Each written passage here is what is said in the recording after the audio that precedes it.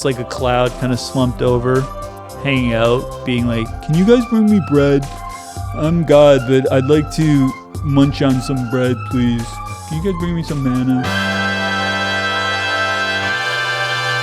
Hey folks, welcome to Joel Reads Bible. I'm Joel, and I read the Bible so that you don't have to. And guess what? We are in the home stretch. That's right, we're almost at the end of Exodus. It can't come too soon, honestly. This has been a bit of a slog. There were a lot of fun things in the book. I'm not going to completely condemn it. You know, it opens strong. There's a lot of great stories.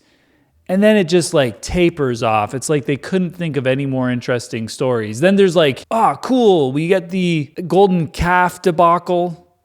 And then it just tapers off again. And the problem is this whole tabernacle stuff. That's what it is, the tabernacle and the priests. And so I'm really worried about the next book because it's all about the priests. The priests who are favorites because they killed about 3,000 of their dearest friends. Are these my favorite people? Are these the best guys out there? They're the most righteous? They're the most holy? But anyway, I'm not going to get ahead of myself. I don't know that much. I just know what the Levites did a few chapters ago. But we'll see what happens in the next book. Please stay tuned. Make sure you subscribe. Like this video and comment on it as well to help push it into the algorithm a little bit more. And we'll get even more subscribers. I've been collecting subscribers. We have well over 1,000 subscribers. One of these days I'll have 2,000, then 3,000, then 5,000, then 10,000. Sorry, I'm getting ahead of myself. It's not all about numbers. We're not even close to numbers yet. We still have to go through Leviticus. We're in good hands. We're in good hands. My hands, not the Lord's hands. He doesn't exist. All right, let's try Exodus chapter 40, the last chapter of Exodus. Then the Lord said to Moses, set up the tabernacle, the tent of meeting, on the first day of the first month. Place the ark of the testimony in it and shield the ark with the curtain. Bring in the table, set out what belongs on it. Then bring in the lampstand and set up its lamps. Place the gold altar of incense in front of the ark of the testimony and put the curtain at the entrance to the tabernacle. So he's like, make all of this stuff and now put all of this stuff together in a particular way. Cool. You're God. You can have it done however you like. Your call, boss. Place the altar of burnt offering in front of the entrance to the tabernacle, the tent of meeting. Place the basin between the tent of meeting and the altar and put water in it. Set up the courtyard around it and put the curtain at the entrance to the courtyard. Some of you maybe imagined this while I was reading the other stuff. I didn't because I could not focus on what I was saying because it was just so boring and picture it at the same time. But now I'm seeing, okay, we're putting it all together. That's cool. Take the anointing oil and anoint the tabernacle and everything in it. Consecrate it and all its furnishings, and it will be holy. Then anoint the altar of burnt offering and all its utensils. Consecrate the altar, and it will be most holy. Anoint the basin and its stand, and consecrate them. So this is that word holy again. Holy, set apart, and consecrate. I don't know what consecrate really means either, but we're pouring oil on it. So these are all just ritualistic things that must mean something to someone. These are their holy, special little trinkets. I mean, some of them are quite large, so that they can do fancy, holy sacrifices to this God who, for some reason, some bonkers reason, requires this. We don't know why. Because he's so holy? That's not really the answer. Is that a good enough answer? Because he's holy, he wants stuff this done? Not really. It's because he does. That's really the answer. Just because. We always get God compared to parents. It's like, well, if you're a parent, would you want your kids to learn these metaphors people use to excuse God's behavior and the problem of suffering sometimes? If God is a parent, he does things, and when you ask him why, the answer is just because. He's that kind of parent. You know, the worst kind of parent, the one that doesn't just explain why they want stuff done a certain way. They leave kids wondering. So kids don't really learn. They're just like, well, I guess we just do that because, He's a just because parent. Because, frankly, all of his reasons are unnecessary. They're all at his whim. So everything is just because. It's the worst. Bring Aaron and his sons to the entrance to the tent of meeting and wash them with water.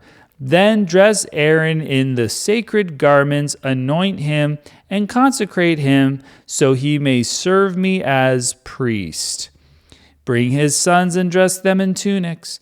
Anoint them just as you anointed their father, so they may serve me as priests. Their anointing will be to the priesthood that will continue for all generations to come. Moses did everything just as the Lord commanded him. I wonder if Aaron is of the tribe of Levi. I wonder is Moses a Levite? Like, I don't really know, and they may have said this already, but at least we know that Aaron and his kids, they are the priest class. So the tabernacle was set up on the first day of the first month in the second year. When Moses set up the tabernacle, he put the bases in place, erected the frames, inserted the crossbars, and set up the posts. Then he spread the tent over the tabernacle and put the covering over the tent, as the Lord commanded him. He took the testimony and placed it in the ark, attached the poles to the ark, and put the atonement cover over it. Then he brought the ark into the tabernacle and hung the shielding curtain and shielded the ark of the testimony as the Lord commanded him. Moses placed the table in the tent of meeting on the north side of the tabernacle outside the curtain and set out the bread on it before the Lord as the Lord commanded him. It's so weird to put bread somewhere. Like, we know God doesn't need to eat, but what is the point of the bread? It means something. Like, I get us thinking it's important or something. I don't get any of it. I honestly don't get it. I'm trying. I was trying to be like generous or something. Like, there must be some sort. I just don't get this. And it might be that it's just not for me, right? Like, it's for a different culture entirely. Maybe that's what I'm not supposed to get it. They should just cut this part out. I just don't understand why we need bread for the Lord, who he doesn't need to eat, right? He shouldn't need to eat. Also, where are they getting bread? They have manna. Are they using manna, or are they actually baking bread as well? Like, what's happening here? He placed the lampstand in the tent of meeting opposite the table on the south side of the tabernacle and set up the lamps before the Lord as the Lord commanded him. Moses placed the gold altar in the tent of the meeting in front of the curtain and burned fragrant incense on it as the Lord commanded him. Then he put up the curtain at the entrance of the tabernacle. Everything's as the Lord commanded, as the Lord commanded, as the Lord commanded. These guys are very obedient. At this point, they're so scared they're going to be killed or forced to drink gold water. Now, I don't know if Moses is ever going to get in any sort of trouble or disappoint God in any way and be punished in any sort of way. But it's interesting that he really is a good little boy because he does most of the things that God commands exactly as the Lord commands. You know what I mean? He's not pushing back at all. He's like not going like, do you need all that gold, God? Like, he's just like, yep, sure. We'll get an embroiderer. Yep, sure. No problem. Yep, of course. We'll set it up exactly. Yeah, exactly as you command. Yeah, no problem. Like, he really is a good little boy. But I'd be disappointed to see him punished just because like he makes one little misstep. So if that happens, shame on God, am I right? He set the altar of burnt offering near the entrance to the tabernacle, the tent of meeting, and offered on it burnt offerings and grain offerings as the Lord commanded him. He placed the basin between the tent of meeting and the altar and put water in it for washing, and Moses and Aaron and his sons used it to wash their hands and feet.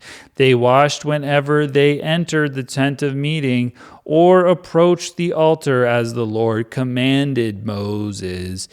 Then Moses set up the courtyard around the tabernacle and altar and put up the curtain at the entrance to the courtyard, and so Moses finished the work.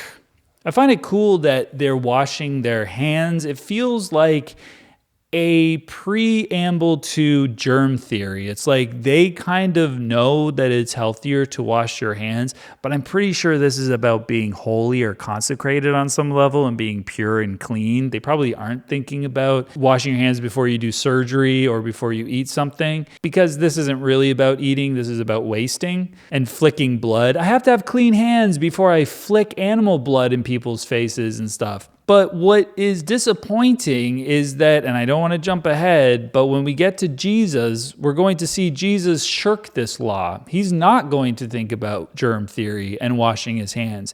He's going to completely ignore it entirely. And the Pharisees are going to be like, you didn't even wash your hands before you ate. You just went to the washroom, And he'll be like, I don't pee, I'm perfect. But yeah, for a second, it seems like, were these people ahead of their time, germs?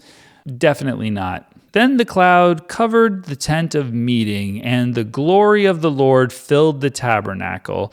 Moses could not enter the tent of meeting because the cloud had settled upon it, and the glory of the Lord filled the tabernacle. Why is this repeated? Moses could not go in because the Lord was in there, and the glory of the Lord had filled. Come on. He has just been up a mountain with him for like a week or however long that was, a month. Like, you really can't go hang out with God anymore. Your face has been radiant because you've been hanging out with the glory of God or whatever in that tent, remember? Why can't you go in now? Because the Bible is inconsistent at the very least, contradictory at the worst. In all the travels of the Israelites, whenever the cloud lifted from above the tabernacle, they would set out. But if the cloud did not lift, they did not set out until the day it lifted, of course. So the cloud of the Lord was over the tabernacle by day, and fire was in the cloud by night, in the sight of all the house of Israel during all their travels. So we still have our pillar of cloud and our pillar of fire, only now it needs some place to stay. It reminds me, I don't know if you guys know the Robert Munch book called The Dark, but The Dark is like this big thing that grows and then it's like hanging out, like slumped over a house. I kind of picture that. It's like a cloud kind of slumped over, hanging out, being like, can you guys bring me bread? I'm God, but I'd like to munch on some bread, please. Can you guys bring me some manna? And they're like, are we going to continue? Because it's going to take us 40 years.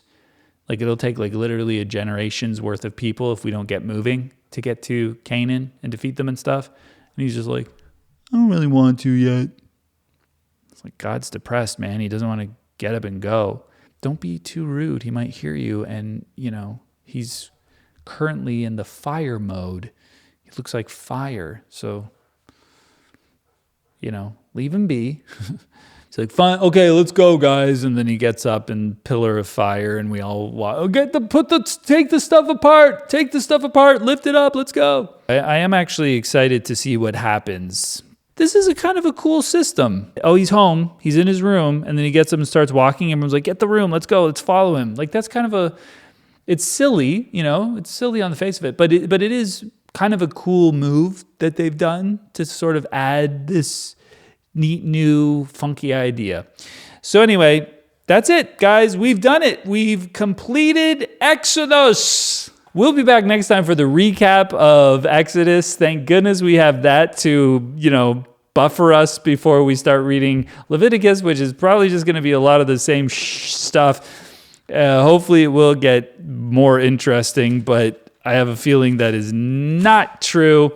All right, guys, thanks for joining me. Please subscribe, like the video, comment on it, and we will have to see you next time. Goodbye.